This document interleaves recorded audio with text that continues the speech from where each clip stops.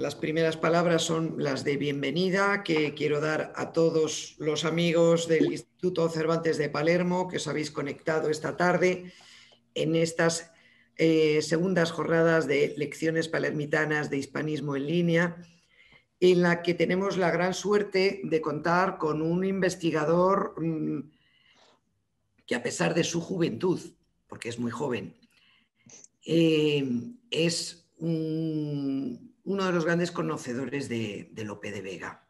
Alejandro García Reidi es investigador de Ramón y Cajal de la Universidad de Salamanca, una de las universidades tal vez más conocidas fuera de España, y además una de las, si no la más antigua, bueno, Palencia y Salamanca fueron las dos, además refrendadas por Alfonso X el Sabio, que este año celebramos el 8º centenario, si no me equivoco, y que haremos unas importantes actividades aquí en el Instituto Cervantes de Palermo.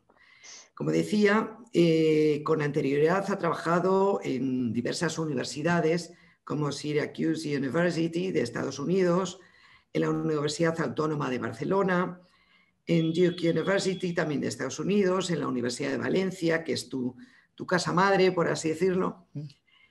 Y su investigación se centra en la literatura y en la cultura de la España de la Alta Edad Moderna, especialmente en relación con el teatro, tanto como texto literario como práctica sociocultural.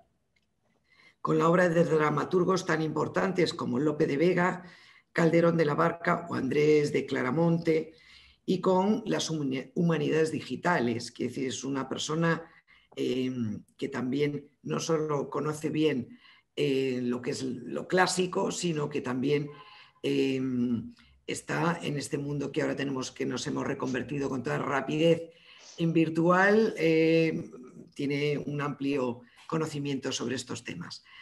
Entre sus publicaciones, que son muchísimas, pues destacar la monografía Las musas rameras, oficio dramático y conciencia profesional en Lope de Vega, publicado por Iberoamericana Fairworth en 2013, en numerosos artículos y capítulos de libros, de ediciones críticas importantes, entre ellas de obras como Mujeres y criados, una comedia de Lope que se había considerado perdida, o del Castigo sin venganza, en una edición estupenda de crítica. Y también es co-creador de bases de datos como Manos.net, DICAT, Catcom o Artelope, en fin, todas ellas que están centradas en diversos aspectos del teatro clásico español.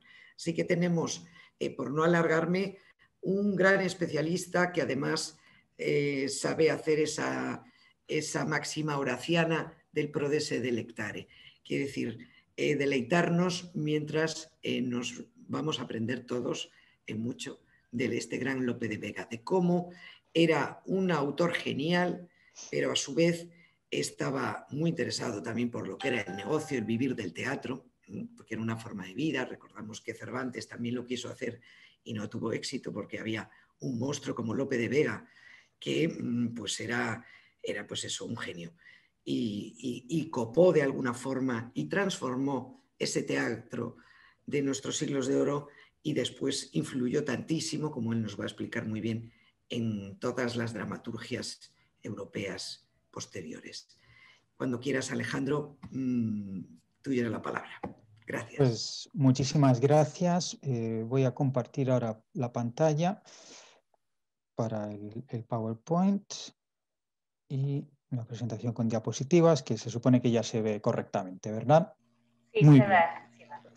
Pues muchas gracias a todos los que estáis viendo a través de vuestras pantallas esta pequeña presentación.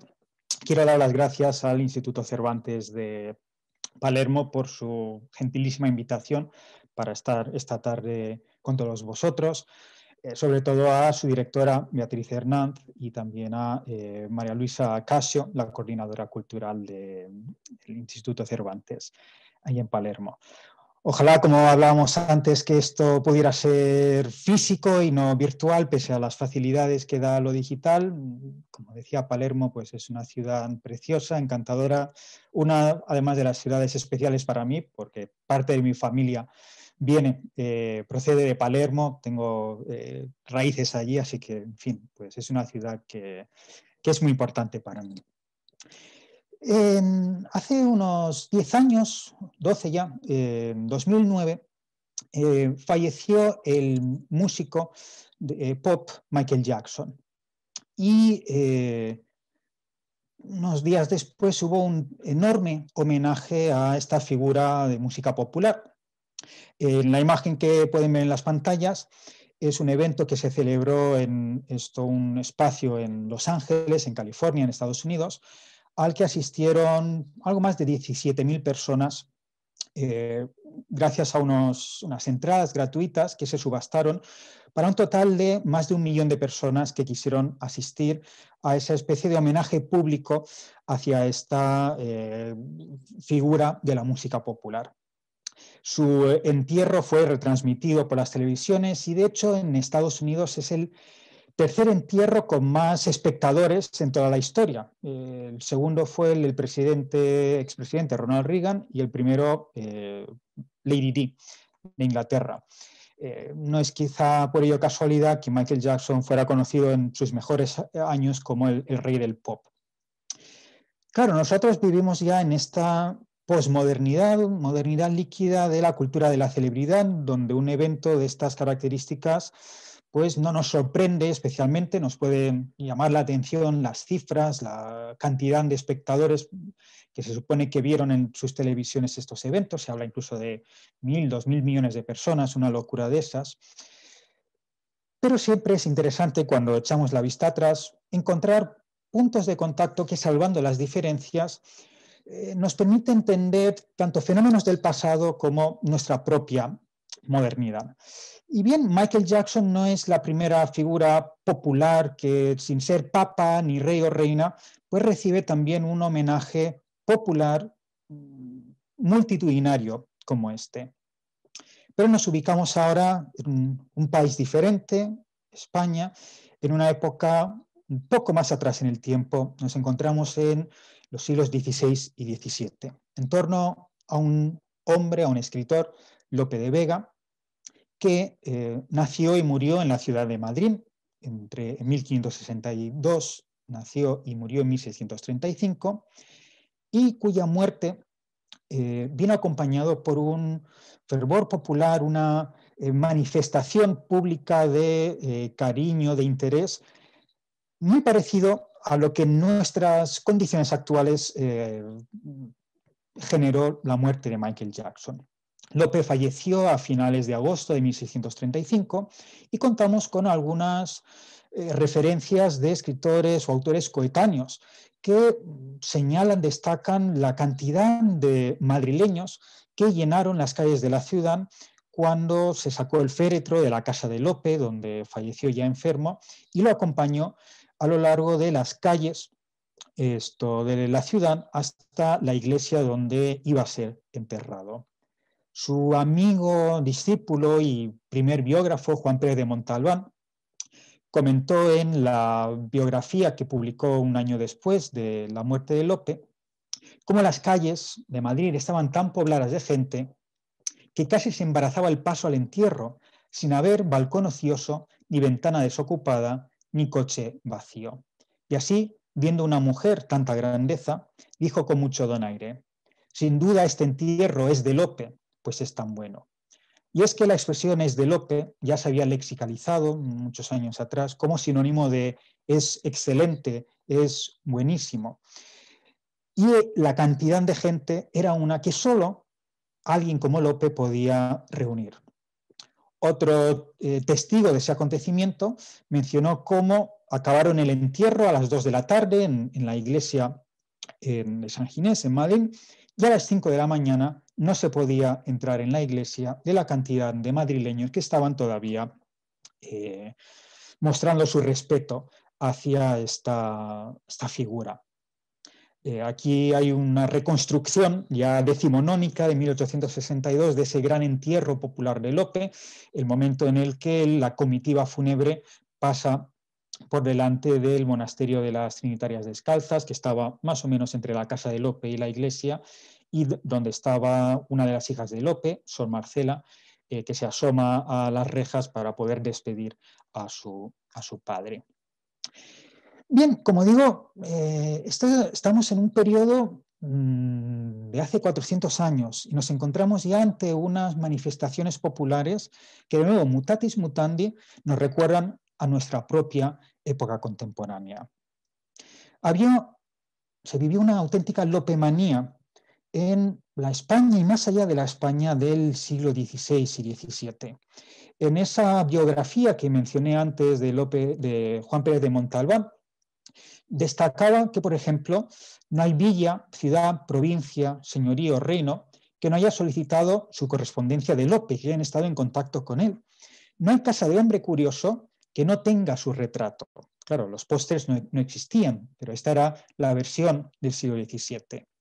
Enseñábanle en Madrid a los forasteros, como en otras partes, un templo, un palacio y un edificio. En otras palabras, Lope era famoso, era lo que hoy podríamos llamar una celebridad, una de las más tempranas en la España y en la Europa de la época. Y esa devoción popular, esa fama, que va mucho más allá de lo que cualquier otro escritor de la época pudo disfrutar, es algo bastante único de Lope. ¿Y por qué? ¿Cuál es la razón detrás de esta lopemanía que existió en la España y la Europa del siglo XVII? Bueno, pues tiene que ver con el espectáculo que existió en la España de la época y en la que Lope fue una de sus grandísimas figuras. Hoy en día nuestro entretenimiento es fundamental a través de las pantallas, sea la pantalla del televisor, de las tablillas, del móvil, a través de Netflix, HBO, etcétera, etcétera, porque a fin de cuentas somos herederos de esa gran revolución que fue el cine a lo largo del siglo XX. Pero el cine, a su vez, es heredero de la otra gran tradición espectacular previa, que era la del teatro, que sí, sus orígenes hay que encontrarlos en la Grecia y la Roma de la antigüedad, pero que en su época moderna, la idea actual del teatro tiene sus orígenes realmente al final de la Edad Media y en esos siglos esenciales de XVI y XVII que entendemos como la Alta Edad Moderna, o los siglos de oro para la tradición literaria española. Y es que a finales del siglo XV surgió una nueva práctica, lo que hoy llamamos el teatro moderno, sobre todo entre la nobleza europea, como una forma más de entretenimiento. En palacios de Italia, de España y de otras partes del continente, reyes y nobles se podían divertir con montajes teatrales, esto que con el tiempo se fueron haciendo pues a veces más complejos y espectaculares. Eran montajes que tenían lugar muchas veces en pequeñas salas de palacio. Por ejemplo, en Palermo, sabemos que en el entonces Palazzo Pretorio, este obviamente es el edificio actual, se representaron diferentes comedias en el año 1566 para homenajear a don Carlos de Aragón y en 1570 también. Esta tradición que surge en ese ambiente cortesano, nobiliario, llegaría a su esplendor con la construcción de grandes teatros dentro de estos palacios. Quizá uno de los más conocidos es el Teatro Olímpico de Vicenza, que se termina de construir en 1585, con toda esa riqueza espectacular de las perspectivas que permitía una experiencia teatral inimitable en el conjunto de Europa. También en España hubo una tradición teatral que surge en estos palacios nobiliarios y que también encuentra en la corte de la monarquía y en los espacios propios una de las muestras más significativas de ese teatro espectacular. Aquí podemos ver en uno de los salones del Palacio del Buen Retiro una imagen, un dibujo de 1672 de una representación que tuvo lugar en la conocida como Sala de las Comedias, o en esa época Salón Dorado, como pueden ver por el decorado del techo. En este caso, de la representación de una comedia de Luis Pérez de Guevara, Los celos hacen estrella, también con perspectivas, con una elaboración escénica bastante llamativa. Pero la verdadera revolución, más allá de la creación de esta nueva práctica teatral, tuvo lugar en otro lugar, en las calles y plazas de las ciudades de la Europa del Renacimiento. Y es que surge un teatro que no está vinculado a los palacios de la nobleza o a la monarquía, sino a los espacios abiertos al público, a patios de edificios, los corrales, como se llamaban en la época, como este que se puede ver en la imagen, donde unas primeras compañías teatrales empiezan a montar escenarios provisionales, tablados, como podemos ver en este dibujo, un poco ya posterior de 1623, pero que permitía hacer un escenario básico, a veces con esos telones de fondo sin dibujos, pero que permitían a los personajes, a los actores entrar y salir, cambiarse, etc. Y que era sobre todo un teatro cuya radical novedad es que estaba abierto a cualquiera que estuviera dispuesto a pagar el precio de una entrada. Esa apertura y esa transformación del teatro en un negocio, en un intercambio económico en el que unas monedas dan acceso a un evento artístico-cultural, pero con el que los actores podían ganarse la vida, fue algo absolutamente novedoso en la Europa de la época. Y esta nueva forma de hacer teatro surgió de manera paralela en diferentes países europeos. En Italia, con la tradición de la comedia del arte, en España, en Francia, en Inglaterra. Y en el caso de España es sobre todo a partir de la década de 1540, aproximadamente a mediados del siglo XVI. Tuvo un éxito de público tremendo, rápidamente empezó a haber varias compañías que vieron que había negocio, que había interés y empiezan a profesionalizarse los actores.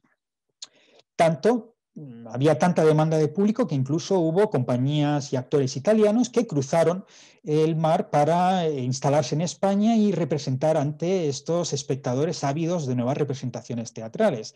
Stefanello Botarga es el más famoso. Diferentes compañías estuvieron, como digo, triunfando sobre todo en el último cuarto del siglo XVI. Y el mejor indicio de lo importante que se convirtió esta nueva forma de entretenimiento, este nuevo tipo de espectáculo, es que movía tanta gente y por lo tanto tanto dinero que se hizo viable construir espacios ex professo para albergar estas representaciones. Es decir, se crearon los primeros edificios que hoy llamaríamos teatros, cuya función principal era la de acoger estas representaciones teatrales. Es lo que en la España de la época se llamaron corrales de comedias, por ese origen en los corrales de los edificios, o casas de comedias. En el caso de España tenemos una suerte impresionante, y es que conservamos en la villa manchega de Almagro el corral de comedias que se construyó a principios del siglo XVII. Es el único escenario teatral comercial de la Europa de la época que sin apenas cambios ni modificaciones se ha mantenido tal cual hasta el día de hoy. Como se puede ver en esta imagen, estos primeros teatros comerciales eran parecidos, pero también muy distintos a nuestros teatros actuales. Estaban construidos al aire libre para aprovechar la luz del día, pues por su condición de edificios fundamentalmente de madera, la iluminación artificial con hachas y velas podía dar pie a incendios, como sabemos que sucedió en alguna ocasión. No había telón de fondo ni una escenografía compleja como hemos visto que podía suceder en los teatros cortesanos, porque era sobre todo el trabajo de los actores y la palabra del verso lo que permitía a los espectadores imaginarse los espacios, los lugares que la pluma de los dramaturgos creaban encima de esos escenarios.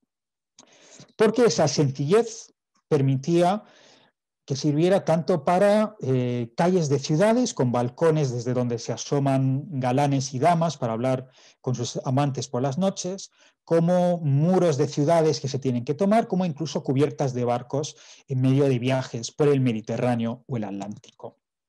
También se podían utilizar maquinarias para que actores y actrices volaran por los aires, en el caso de comedias de santos, obras religiosas, efectos especiales, diríamos hoy.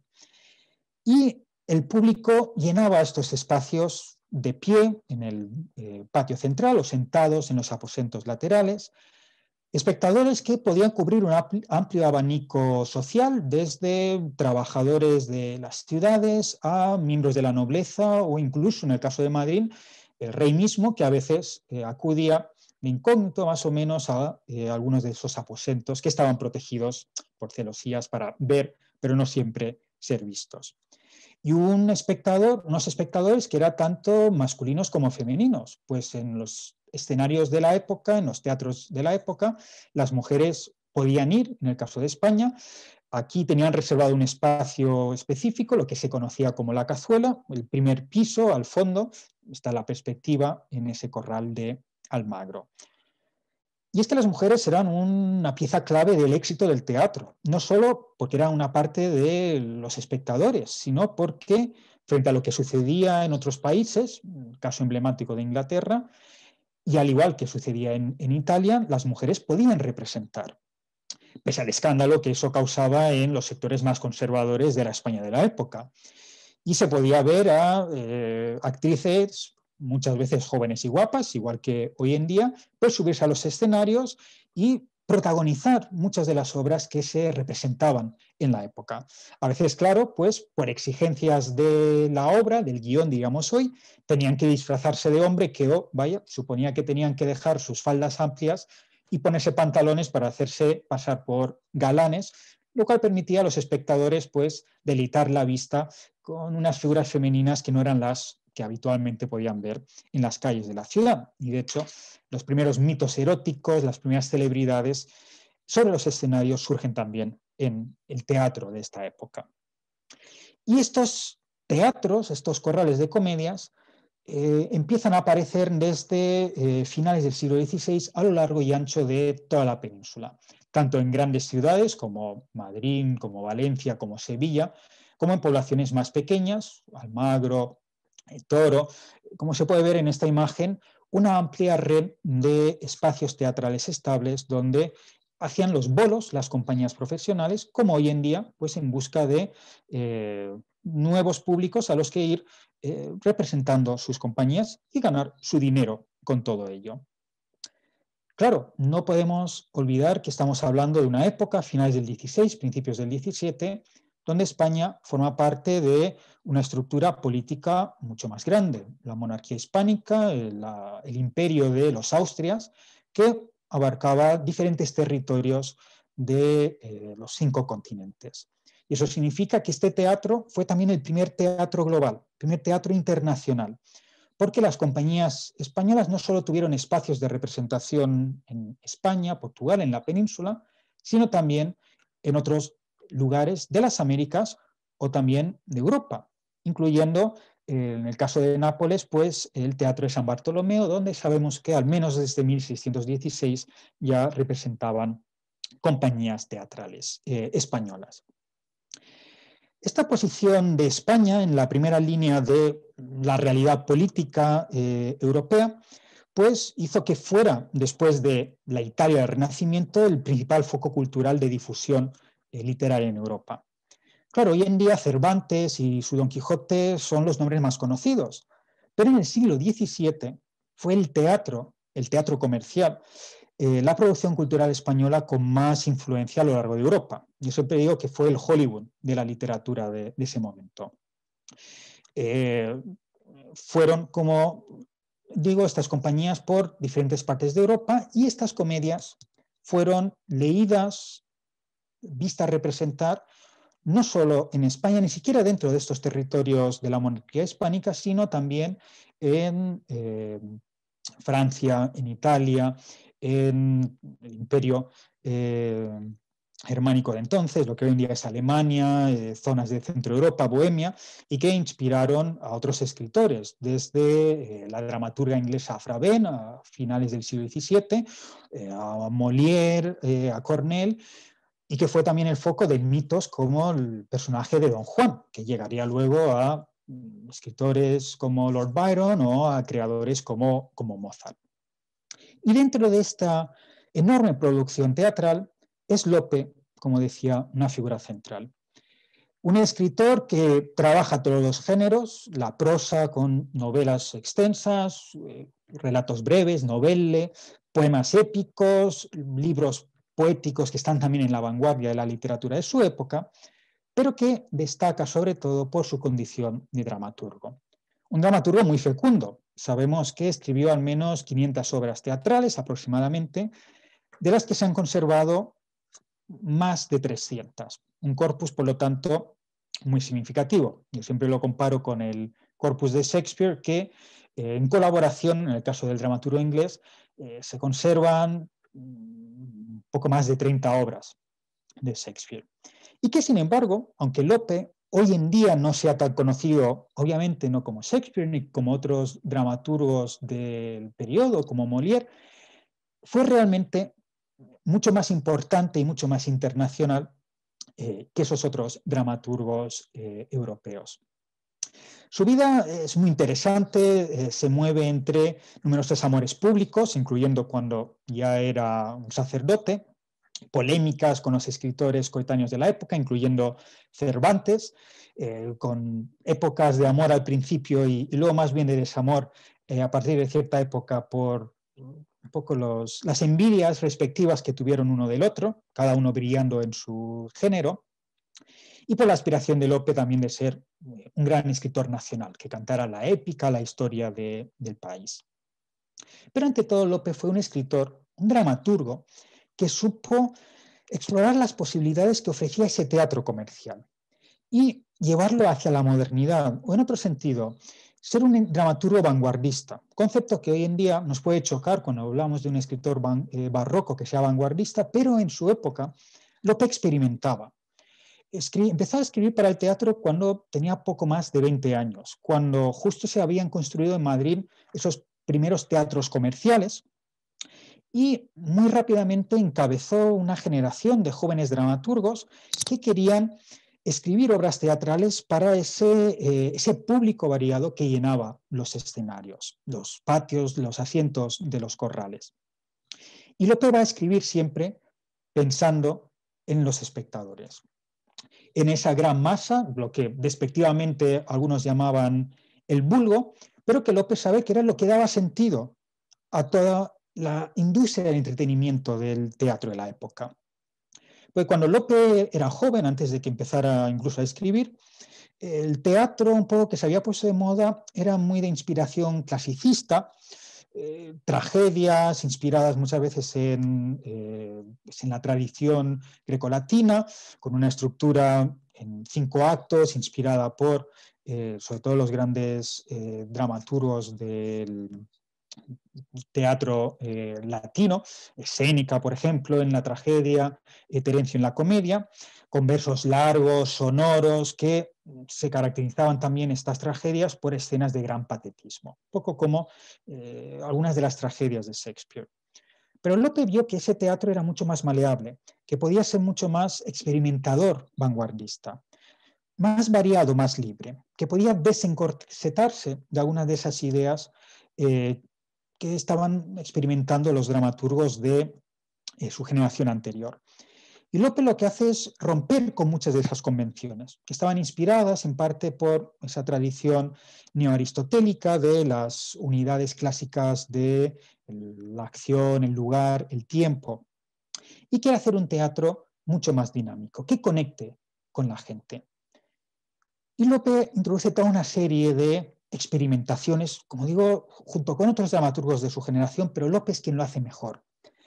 Lope, por ejemplo, experimenta con la mezcla de elementos cómicos y serios en una misma obra. Es decir, no tiende a escribir o tragedias puras o comedias superficiales que solo tienen elementos cómicos, sino que hace una mezcla muy barroca con elementos en una misma obra que puede tender hacia la comedia o hacia el drama, elementos más serios, pero que siempre va a combinar escenas, temas, tensiones, para dar variedad a la acción. Por eso se habla más que de tragedias o de comedias de Lope, muchas veces de tragicomedias, de esa mezcla de características. Por eso Lope acabará desarrollando un tipo de personaje, el que se conoce como gracioso, que puebla no solo el teatro de Lope, sino el de todos los dramaturgos posteriores, que sirve muchas veces de contrapunto cómico en las obras más serias o que a veces introduce elementos más serios, reflexiones en obras más cómicas. Busca ante todo la variedad, algo que mantenga al espectador en tensión y entretenido y conectado. Experimenta también con la forma de los versos, porque es un teatro predominantemente en verso, y mezcla dentro de una misma obra diferentes tipos de versos, tanto versos de tradición italiana, el endecasílabo, como versos de la tradición castellana, sobre todo octosílabos, septasílabos, que contribuye a una sonoridad, a un ritmo, de nuevo, una variedad que no tenía el teatro, el primer teatro comercial de la época. Mezcla también referencias cultas y populares, pensando siempre en esa variedad de espectadores, porque podía haber en un teatro gente con estudios universitarios que conociera, identificara las alusiones mitológicas, por ejemplo, junto con personas que no tenían ningún tipo de estudios, y dirige diferentes aspectos de cada obra a un público u otro, para que conecten con lo que está haciendo y sobre todo para que vuelvan a ver su próxima obra y las compañías lo sigan contratando. Y como he dicho antes, pues también rompe con las unidades de lugar y de tiempo, porque permite que una obra empiece en un lugar, una ciudad, y el segundo acto transcurra en un continente distinto y el tercer acto tenga lugar 10 años después. Algo que para nosotros no nos resulta para nada extraño, pero que era muy vanguardista y muy innovador en la época. Y de hecho, hablando de espacios, este teatro le permite a Lope llevar a los espectadores de los teatros españoles a lo largo y ancho, no solo de ciudades y pueblos de España, sino también a lo largo y ancho del mundo conocido, de América, de Asia y por supuesto también de Europa. Y allí Italia es un referente ineludible también dentro del teatro de Lope. Y esto por los intercambios constantes, por la historia, la realidad política de la época entre Italia y España. Y a diferentes niveles. Por un lado, amistad. Lope, por ejemplo, era amigo del poeta Marino, se intercambiaban retratos, algo que se mencionaba antes de la imagen de los escritores. Lope bebe de muchísimos novellieri italiano, Boccaccio, Bandello, Cinzio, Masuccio Salernitano, etc., para los argumentos de muchísimas de sus obras, y a la vez las obras de Lope y de otros dramaturgos, como he mencionado, fueron leídos pero también adaptados en Italia. Conocemos al menos unas 30-35 obras de Lope que luego inspiraron a poetas italianos para crear sus propias obras teatrales, sobre todo en la segunda mitad del 17. Sabemos que Lope, de las obras que se conservan, pues casi un centenar de ellas transcurren en mayor o menor medida en espacios italianos.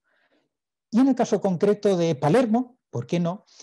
Hay 4 obras que transcurren gran parte de su acción en esta bella ciudad siciliana, que como podemos ver en esta diapositiva, cubren diferentes momentos de la producción de Lope. El anzuelo de Fenisa, que mencionábamos antes de iniciar el evento, que Lope escribe hacia 1404, 1604, 1606, una comedia religiosa sobre San Benedito di Palermo, el Santo Negro Rosambuco de la ciudad de Palermo, de la misma época, El Caballero del Sacramento de 1610 y un drama que ahora luego mencionaré, que se titula El poder en el discreto. De manera que también los espectadores de los corrales madrileños españoles del 17 tuvieron ocasión de, al menos en la imaginación del teatro y la fantasía del teatro, de recorrer también las calles de Palermo en el siglo XVII español. Y quiero traer a colación dos ejemplos, dos de estas obras, como muestra del tipo de obra que Lope hace. El primero es El Anzuelo de Fenisa, y para mí la mejor de las cuatro obras palermitanas de Lope. La publica en 1617, aquí se puede ver la portadilla del volumen de 12 comedias donde se publica esta comedia.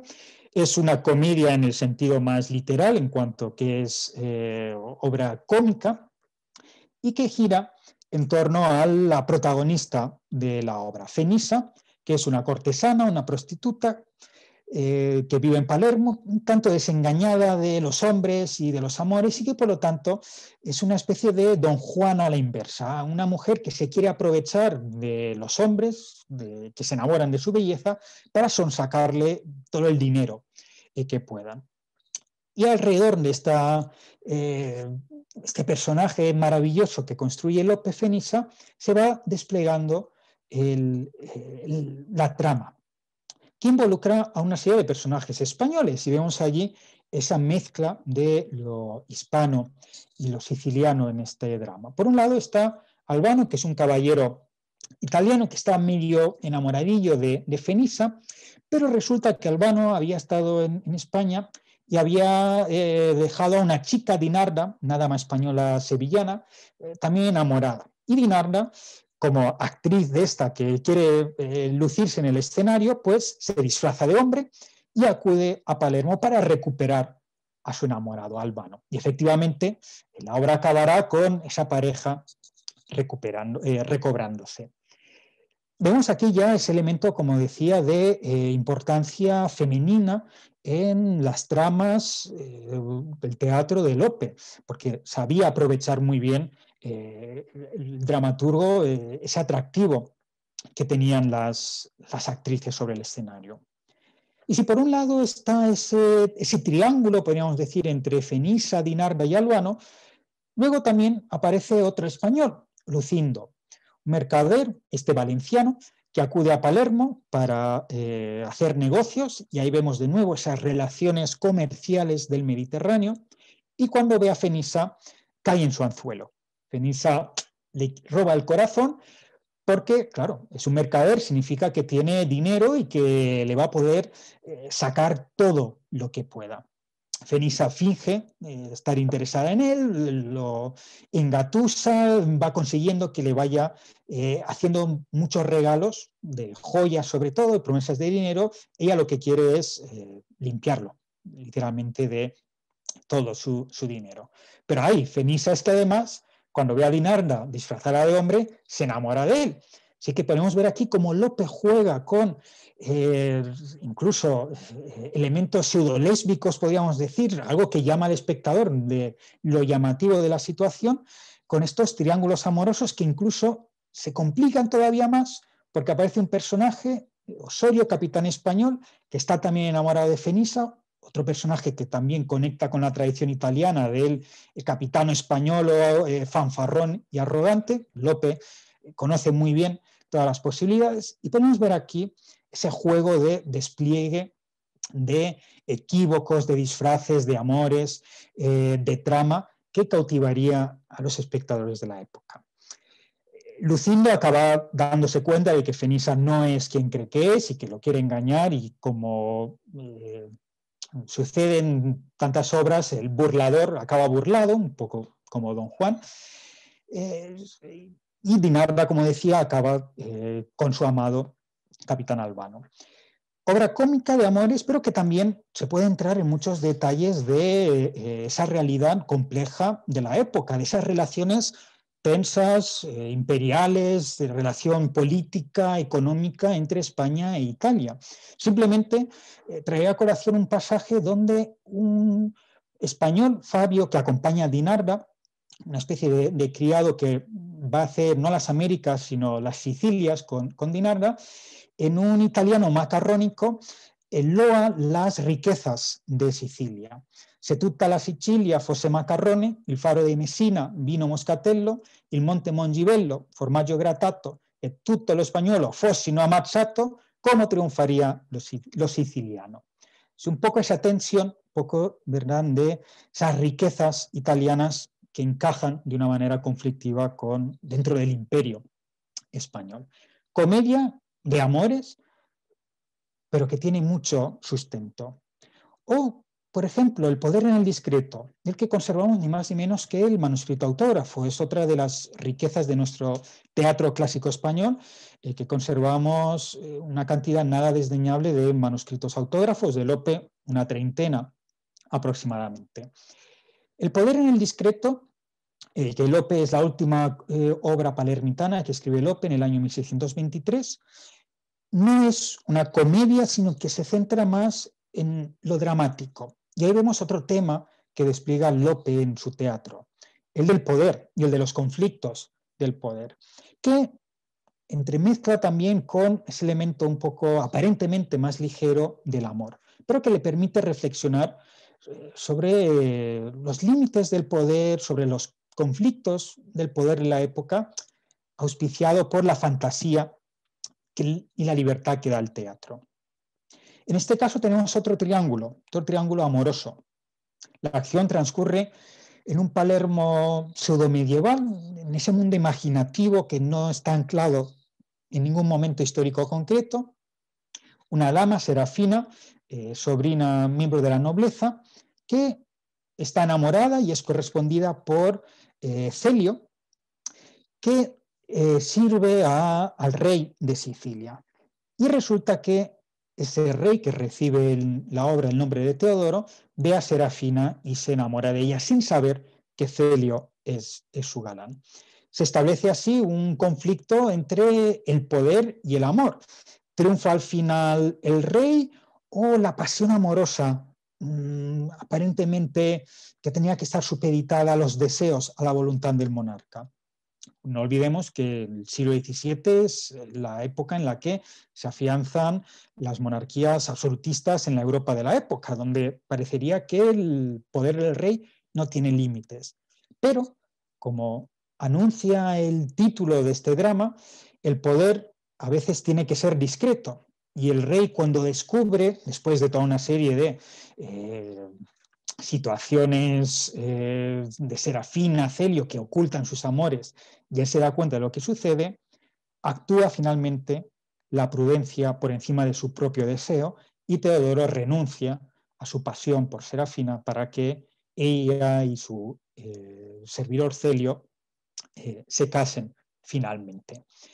Vemos aquí cómo Lope explora un triángulo amoroso, pero desde una perspectiva más seria, sin llegar al drama. Es una tragicomedia de final feliz. Y los espectadores de la época, como he comentado, llenaron los teatros de Lope. Era un sinónimo de calidad. Y claro, he dicho que Lope escribió más de 300 obras, por las que cobraba por cada una de ellas. Eso significa que el teatro generaba bastante dinero. Lope pudo comprarse una buena casa en el centro de Madrid, que todavía se puede visitar. Y como sucede con cualquier negocio que genera grandes cantidades de dinero, pues eso da pie también a que pueda haber terceras personas que quieran aprovecharse de ello de una manera poco legal. Los piratas hoy en día los asociamos de nuevo con el mundo digital, con los hackers y demás, pero existieron también en el siglo XVII. Algunos copiando las obras de Lope cuando iban a verlas a los corrales para luego vender sus apuntes a otras compañías, es decir, no iban con grabadoras o en el cine como se hacía antes para luego subir las películas a internet, se hacía de esa manera, o ese teatro de Lope que no solo era representado, sino que también era impreso y leído en la época, pues hubo impresores que quisieron beneficiarse del nombre de Lope y piratear su teatro impreso. Y quiero acabar con un ejemplo del que unos colegas de la Universidad Autónoma de Barcelona y la Universidad de Valladolid hemos dado noticia recientemente, que tiene que ver con la última gran tragedia de Lope, El castigo sin venganza, que Lope acaba en 1631, vemos en la portada de este manuscrito autógrafo, una obra trágica, explícitamente la denomina así en la portada del manuscrito, inspirada en una novela de Bandello, es decir, es otra obra que conecta Italia y España, y una obra muy especial para un Lope ya mayor, casi 70 años, con la que quería competir abiertamente con otros jóvenes dramaturgos, entre los que destacaba Calderón de la Barca, que ya había triunfado con La vida es sueño, y otros jóvenes dramaturgos, con una obra que estuviera en esa línea más trágica de Calderón, pero que mostrara la habilidad de Lope. Fue una obra especial, como decía, que además hasta ahora sabíamos que había tenido una historia editorial un poco llamativa, porque Lope tuvo ciertos problemas para estrenar la obra, tardó bastantes meses en poder estrenarla, solo la pudo representar una vez en Madrid, y unos pocos años después Lope la publica, primero en una edición suelta, única en esta comedia, de esta tragedia. El castigo sin venganza sale en Barcelona en el año 1634, y luego al año siguiente la reúne en un volumen, lo que se llamaban partes de comedias, junto con otras 11 obras, para publicarla en este formato, que era el más habitual de difusión de su teatro. Y este volumen se publica ya póstumamente, unos pocos días después de que Lope falleciera. Hasta ahora estas eran las dos ediciones que conocíamos de esta gran tragedia de Lope, que se ha denominado incluso quizá la mayor tragedia o la mejor tragedia de todos los tiempos. Pero resulta que en la Biblioteca Nacional de España se conserva otra edición que aparece con el título de Un castigo sin venganza, que es Cuando Lope quiere, que hemos descubierto que se publicó en Sevilla por parte de un impresor que se saltó a la ley, que no tenía ni el visto bueno ni el permiso, la autorización de publicar comedias en la época, muy probablemente antes siquiera de que Lope publicara su primera edición de la obra, posiblemente entre su estreno en 1632 y la publicación en 1634. ¿Cómo llega a manos de este impresor? ¿Cómo hace esta edición ilegal de un texto que todavía no se ha publicado? Bueno, por un lado tenemos esa variante del título, El castigo sin venganza, un castigo sin venganza, que ya nos indica que proviene de una primera versión de la obra. Aquí podemos ver en ese manuscrito autógrafo cómo Lope en un momento cambia de opinión, y lo que acabó siendo El castigo sin venganza, originalmente Lope lo había titulado Un castigo sin venganza. Y es más, en el manuscrito autógrafo hay dos finales. Un primer final, que es el que se puede ver en la imagen de la izquierda, y al final se ve la firma de Lope en Madrid, 1 de agosto de 1631, es el día en el que acaba este primer final, y en algún momento posterior, por motivos todavía no del todo claros, Lope reescribe el final, que es el que se ve en la página siguiente, que es el final que finalmente se representa en el estreno.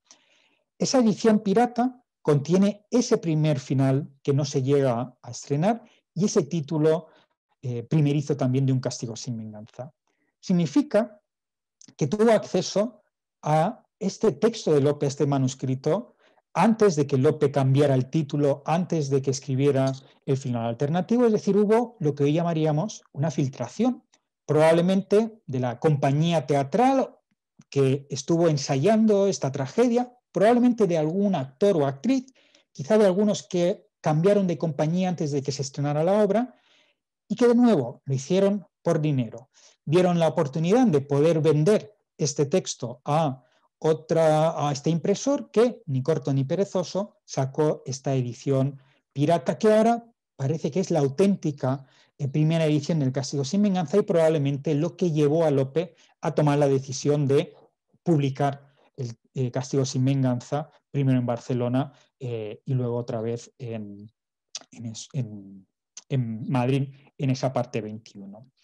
El teatro, por lo tanto, y para acabar, de Lope es arte vanguardista, pero es también negocio, y un negocio que estaba vinculado a Lope, a su nombre, es de Lope, a su producción, a su éxito, a esa lopemanía que inundó los teatros de la España de la época y la Europa de la época, y que en definitiva convierten a Lope en una figura esencial de la historia del teatro español.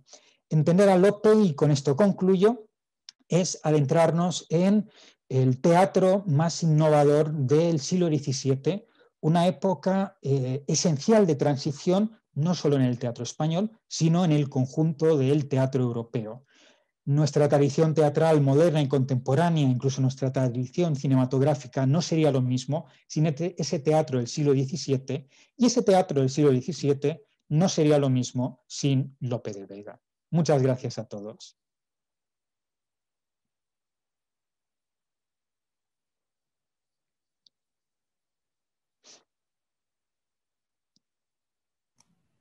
Ya.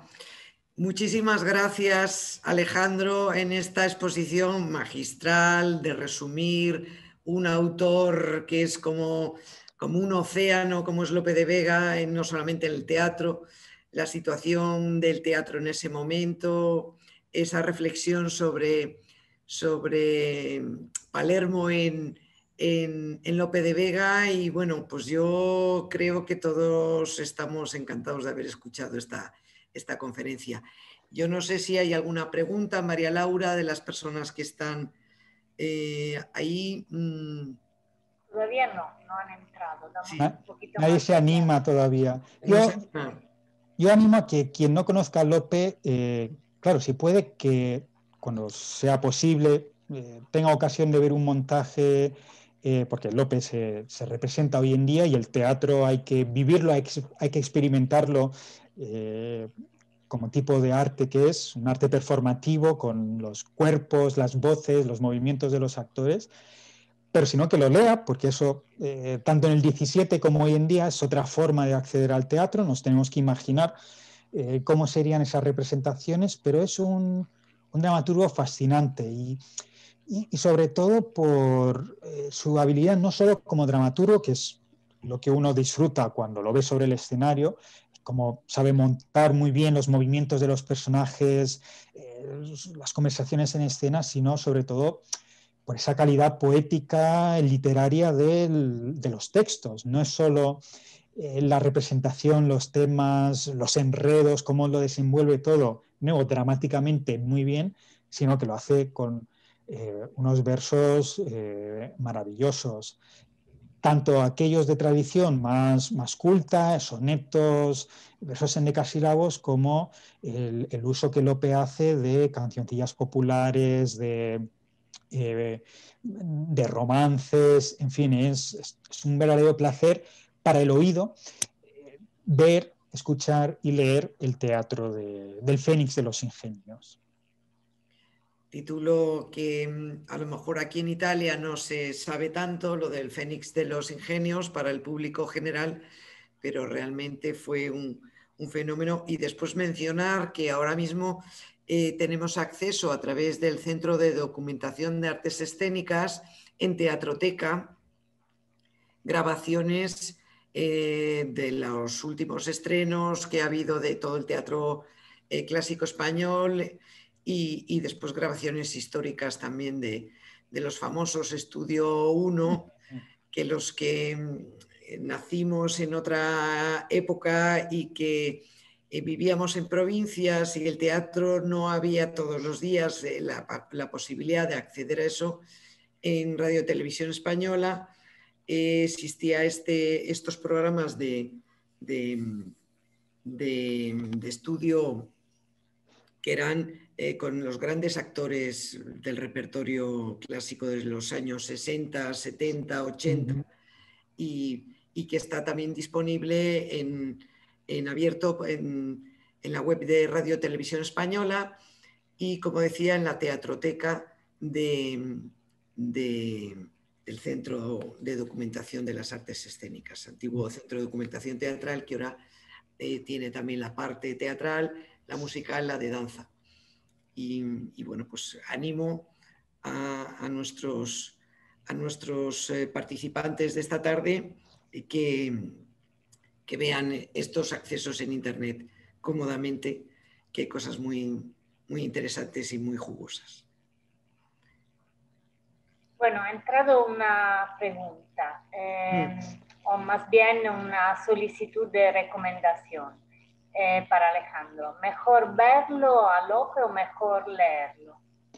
Siempre mejor verlo. Es decir, el teatro, como he dicho, hay que disfrutarlo. Idealmente en un teatro, es cierto que las grabaciones son un intermedio entre la lectura y la experiencia teatral, pero todos los que vamos al teatro sabemos que es una experiencia, igual que no es lo mismo ver una película en tu casa, que sí, estás muy cómodo en el sofá, o verlo en la gran pantalla del cine con mucha más gente, las luces, toda la experiencia. Entonces, cuando se tiene ocasión, siempre hay que ver la obra teatral, siempre que sea también una buena compañía. Eso son otros factores que entran en juego, pero es una experiencia. Y además, lo sabemos también muy bien, cada montaje, cada día de representación es diferente al resto. Es, por lo tanto, una experiencia auditiva, visual, grupal de todos los espectadores que están asistiendo a la representación. Ríes con la gente, te sorprendes con toda la gente. Eso es algo que la lectura privada obviamente no puede ofrecer. Pero también hay que leer.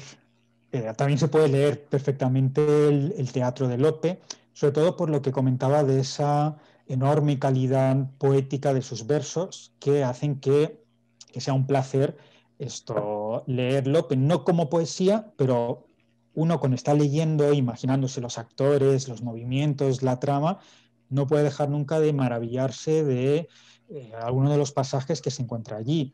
El castigo sin venganza es trágico, con ese final con muertes y demás. No voy a desvelar, quien no lo conozca, qué es lo que sucede, pero tiene pasajes poéticamente de una intensidad y de una belleza conmovedora que cuando yo estuve preparando esa edición que mencionó Beatriz al inicio, y estaba haciendo una cosa tan aparentemente aburrida que hacemos los filólogos, como es tener que anotar expresiones en la edición para los lectores que no lo saben, y era llegar, sobre todo al final del segundo acto, que hay una escena entre la pareja protagonista de Cassandra y Federico con una declaración primero indirecta y luego directa de una pasión imposible entre los dos, que yo me estaba emocionando anotando lo que significaban los términos simplemente al estar releyendo esos versos. O, por ejemplo, la primera vez que yo leí El anzuelo de Fenisa, porque yo no tuve ocasión de ver ese montaje de la Compañía Nacional que se hizo con la adaptación de Joan Oleza, uno de mis maestros en Valencia, yo leí la edición del Castigo sin venganza, perdón, del Anzuelo de Fenisa, y me acuerdo de empezar a reírme a carcajada limpia en ciertas escenas ante los comentarios, sobre todo de esa Fenisa sagaz burladora que luego al final es burlada y se hace una descripción, el mercader valenciano que le acaba devolviendo todo el golpe, que para mí en ese momento fue hilarante y me acuerdo, era una tarde de verano, estaban todas las ventanas abiertas y empecé a reír en voz alta y uy, los vecinos van a pensar que vas algo porque no tengo la televisión encendida, estoy aquí leyendo y estoy riéndome a carcajadas sueltas. Así que los grandes clásicos, los grandes dramaturgos son tan buenos vistos como leídos, igual que Shakespeare, Molière, cualquiera grande. Pero son dos experiencias completamente diferentes y el teatro hay que disfrutarlo de las dos maneras. Sería como leer el guión de Ciudadano Kane. Uno disfrutaría de la trama, los personajes, la profundidad, pero se perdería todo un elemento esencial de la película, obviamente.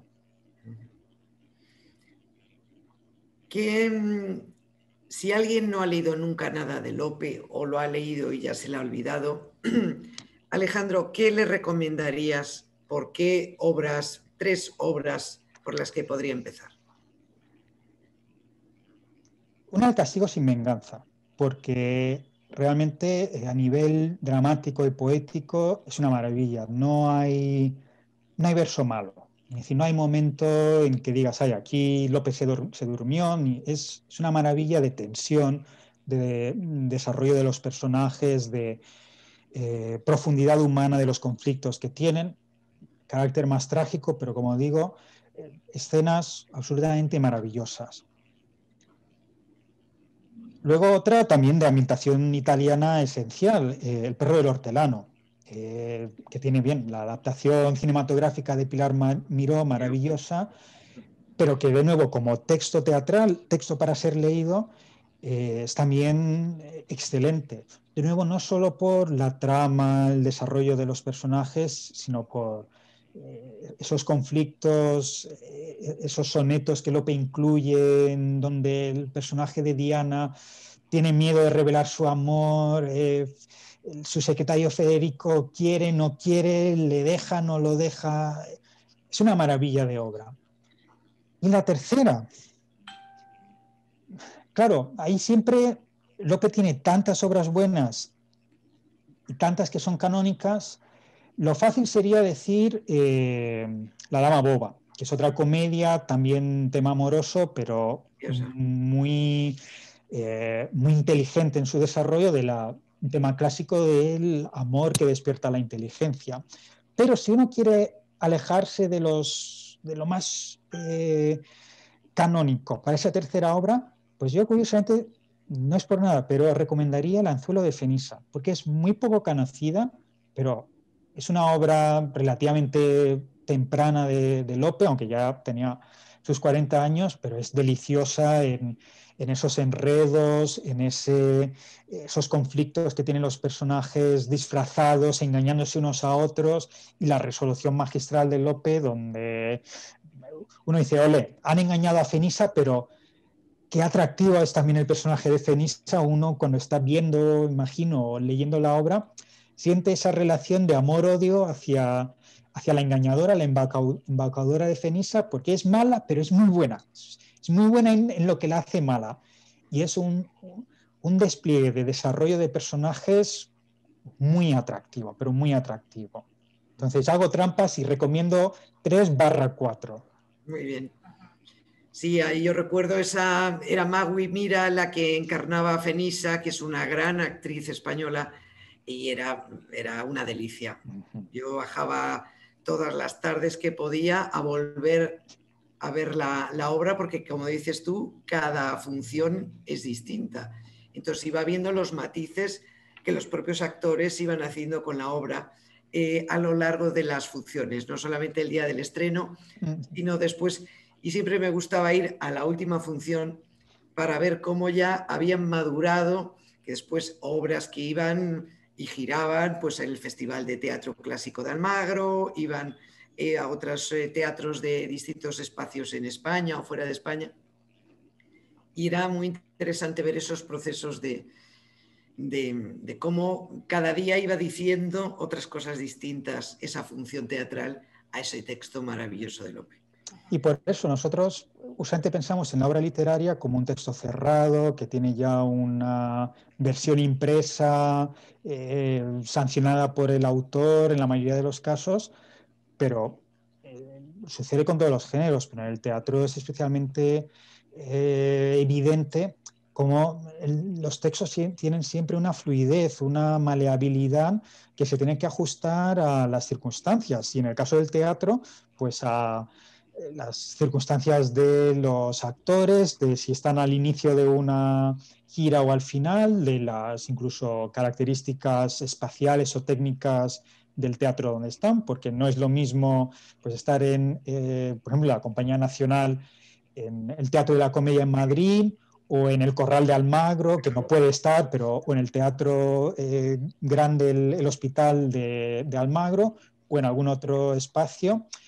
Y claro, eso nos ayuda también a los que investigamos sobre teatro del siglo XVI, siglo XVII, pues cuando uno ve en los manuscritos las tachaduras, las correcciones y ve la vitalidad de los textos teatrales también en la época y cómo, como mencionaba al principio de mi intervención, sí, estamos a 400 años de distancia, que se dice pronto, pero hay muchísimos puntos de contacto en cuanto a, pues eso, el atractivo de los actores y las actrices de la época, que causaban sensación, igual que algunos actores y actrices del cine hoy en día. O una figura como Lope, que vamos, hoy en día hubiera sido Lope, yo creo, un cachondeo, por usar la expresión castiza, en las redes sociales, con sus dimes y diretes con otros escritores, un poco a lo Pérez Reverte, en ese sentido, sí. O el atractivo de la figura pública que tienen algunos escritores, y que Lope ya tenía hace 400 años. Por eso siempre pensamos en Cervantes, sobre todo. Y, sin embargo, en su época, en su momento, Cervantes era conocido, pero no era una figura tan popular y tan impactante como lo fue Lope en su época. Y en Europa, como digo, pues eso, visitantes italianos que acudían a España, pues sabían quién era Lope y querían conocerlo personalmente. Iban a su casa, pues hacían tertulia con él. Era un icono literario de la Europa del 17. Y la historia literaria, la recepción posterior, pues lo ha postergado a un segundo plano respecto de Cervantes, pero era como digo, alguien que arrasó culturalmente la España de la época, y gracias al teatro y a ese teatro que él supo experimentar y forzar sus posibilidades y sus aspectos más vanguardistas. Alejandro, tú nos has dicho que Lope bebe mucho también de los novelistas italianos, ¿no? Uh-huh. Y hablando de Fenisa, por ejemplo, escuchándote, Fenisa me ha hecho pensar en un personaje de una novela de Boccaccio, que es Andreuccio da Perugia, donde hay una protagonista, una de las protagonistas es una prostituta que engaña a los hombres, una prostituta siciliana que Boccaccio llama la bella siciliana. Uh-huh. Entonces quería preguntarte algo más sobre esta relación entre Boccaccio y Lope. Creo recordar, ahora no lo tengo fresco, pero que es la fuente del Anzuelo de Fenisa, una de las fuentes que Lope utiliza para ese personaje, porque, vamos, Lope leyó, pero muchísimo, todos los novelieri italianos a los que llegaban a sus manos. Desde luego en italiano, en muchos de los casos, a veces en traducciones españolas, porque no le resultaba más fácil, pero cuando no, leía en el italiano original, y por eso estaba muy atento, era muy consciente de que ese tipo de historia era muy popular como lectura literaria en Italia, en España y en el resto de Europa, con ese triunfo que tuvieron los novellieri italiani como género de la prosa, y lo que supo muy bien es aprovecharlo para el teatro. Es lo que hoy llamaríamos adaptaciones no cinematográficas, pero adaptaciones teatrales. Es decir, Lope en eso tenía muy buen olfato de qué es lo que gustaba a los espectadores, al público, bien lectores de novelas o bien espectadores que iban a los corrales. Y sabía que una historia que en su trama central podía adaptarla perfectamente para una obra teatral, donde él ya pues, iba haciendo modificaciones, introducía personajes secundarios que le daban otro tipo de juego, de escenas paralelas o de acciones paralelas, pues ahí Lope hacía sus modificaciones, pero que él ya percibía lo que ofrecía cada tipo de novela, fuera en su carácter más cómico, como algunas de Boccaccio, o en su vertiente más seria o trágica, como por ejemplo con Bandello, a raíz del Casio sin venganza, y con otras, pues tenía el olfato, el oído perfectamente sintonizado con los gustos del público. Y eso es lo que él reivindicó muy claramente en la teoría y en la práctica, que los escritores que vivían o que escribían para un público general, que era el que iba a una librería y decidía qué me compro de lo que hay de ficción ahora disponible, o que iba al teatro y decía, ¿me interesa ver esta obra teatral o no voy a verla? Pues que tenía que conectar con sus gustos, con sus intereses. No significa que fueran obras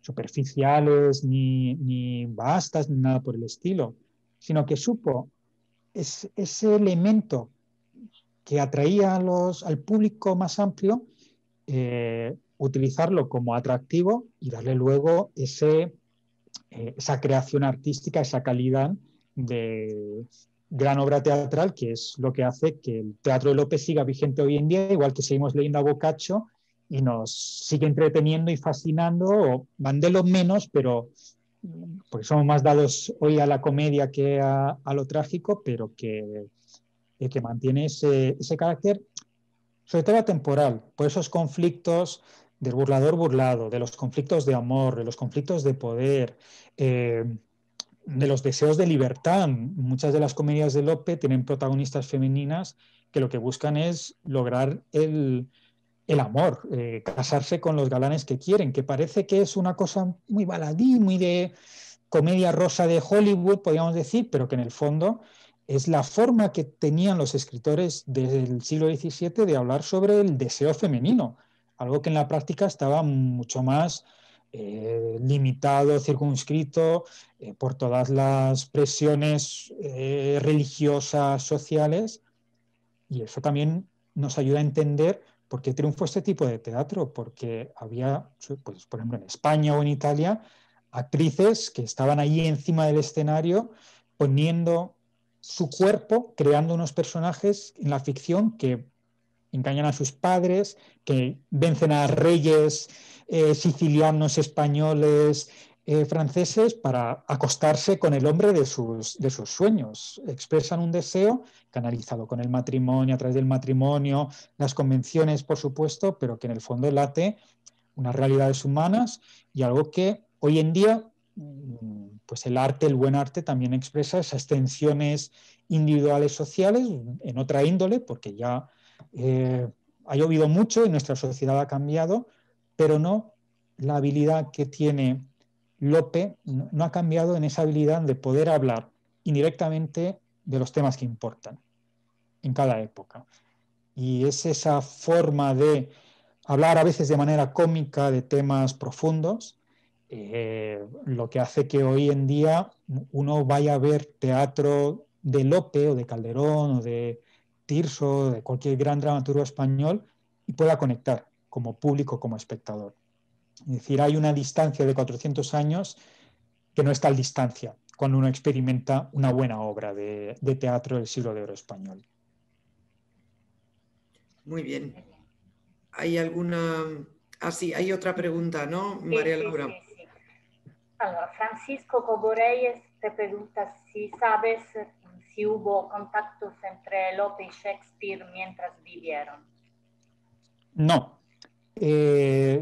Shakespeare fue, por un lado, desde Shakespeare a España o al resto de Europa. Shakespeare, mientras vivió, e incluso décadas posteriores a su muerte, fue muy poco conocido fuera de Inglaterra. Las compañías teatrales inglesas sí que representaron algunas obras de Shakespeare en el norte de Alemania. No me acuerdo ahora mismo en qué ciudad está documentado, pero ahí sí que se representó. Pero sus obras fueron leídas, incluso el First Folio, los cuartos que se publicaron antes, muy poco leído en Europa hasta el siglo XVIII. El XVIII es cuando Shakespeare se convierte, por una serie de razones, sobre todo de un gran actor shakespeariano del XVIII, esto que empieza a crear festivales de Shakespeare, algo que llega hasta nuestros días y lo convierte en lo que hoy entendemos como Shakespeare. Lope pudo llegarle ecos a Shakespeare. No tenemos ningún tipo de documento ni de influencia en alguna obra de Shakespeare que nos permita asegurar que leyó, porque no pudo ver representar, que pudiera haber leído algún texto de Lope. No es descartable, sabemos que Shakespeare pues sí que conoce obras de otros escritores españoles coetáneos a Lope, por ejemplo, conoce el Quijote en traducción inglesa, con lo cual, pues bueno, alguien que pudiera conocer alguna obra de Lope que ya se imprimían desde principios del siglo XVII, pues no en traducción, pero sí contarle, decir, pues mira, aquí en España se ha hecho, este dramaturgo de gran éxito ha escrito sobre esto, sobre lo otro, pero no tenemos constancia, como digo, de un contacto personal. Shakespeare, igual que Lope, se inspiraba mucho en los nobilieri italianos, entonces hay obras que comparten fuente común. Por ejemplo, Shakespeare tiene Romeo y Julieta, Lope escribe, basándose en la misma novela, Castelvines y Monteses, que es la historia de Romeo y Julieta, solo que con un final feliz, en el caso de Lope. Shakespeare le da la versión trágica, Lope la versión cómica. Beben de la misma fuente italiana, pero son dos genios del teatro que, por todo lo que sabemos al día de hoy, nunca sabemos lo que podemos encontrarnos en un archivo o biblioteca de mañana, sus trayectorias fueron paralelas sin conocerse directamente el uno al otro. ¿Quién sabe lo que hubiera podido pasar si Shakespeare hubiera conocido alguna obra de Lope y le hubiera inspirado una obra propia? Por el momento no hemos encontrado, pero lo dicho, el futuro nos puede deparar sorpresas llamativas. Por eso yo siempre animo a seguir investigando en este teatro de los siglos XVI y XVII, que parecen muy conocidos, que está todo dicho, y en absoluto. En el caso del teatro español, sobre todo, pues lo he dicho, solo Lope son más de 300 obras y todavía hemos encontrado más textos de Lope y queda muchísimo por explorar de ese teatro y es magnífico, es decir, realmente es muy atractivo. Hay obras malas como lo que sucede, pero es como si uno dijera, pues la historia del cine del siglo XX, lo voy a conocer viendo dos películas. Imaginemos que en 500 años se hiciera así. Y los matices, las posibilidades, es imposible reducirlas a una cosa tan mínima. La profesora Caterina Ruta te felicita por tu excelente preparación, por la claridad de tu exposición y también por el hecho que te has ocupado de temas sicilianos. Muchísimas gracias. Te pregunta si conoces la traducción del Santo Rosambuco. No tengo, no es una obra que yo haya trabajado a nivel investigador, así que he leído el texto y lo conozco obviamente, pero no he trabajado sobre posibles traducciones que existan de la obra. No sé si hay alguna contemporánea, puede ser. Sí, sí que existe, vale. Existe una traducción bastante reciente de Sandro Dell'Aira, este amigo mío que fue un profesor preside ha sido de colegio, de instituto, pero vivió también mucho tiempo en Madrid, en el Liceo Italiano de Madrid, en el Instituto Italiano de Madrid, siendo allí director. Y se enamoró de esta obra y hizo una excelente traducción. Es rara la edición. Yo en aquella ocasión le escribí la premisa a la traducción porque es toda una cuestión aquí con el alcalde de Palermo que defendía a este santo como nuestro patrono en contra de Santa Rosalía, que es la verdadera patrona. Es todo una polémica simpática, no una polémica. Y por lo tanto en aquellos años se hablaba tanto de este santo que tiene aquí un convento en Santa María de Jesús, una estatua y varias cosas. Bueno, felicidades, ¿verdad? Me ha gustado mucho escucharla, aunque algún momento he tenido que alejarme, pero sé que se puede recuperar luego en la grabación. Bueno, hasta luego entonces, hasta la próxima. Gracias, Caterina, por estar con nosotros.